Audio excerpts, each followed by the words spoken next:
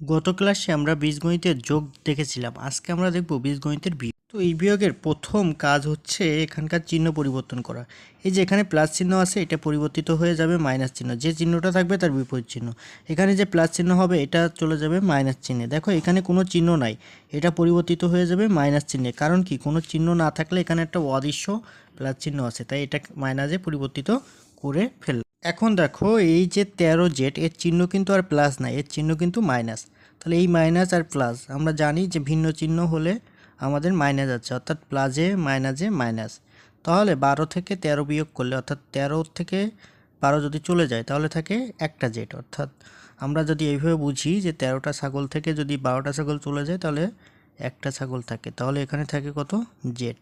যেহেতু বড়টার sign minus, কারণ 13 সাইন কিন্তু এখন মাইনাস, তো এখানে হবে মাইনাস। এখানে দেখো 10 ওয়াই আছে এবং এখানে 5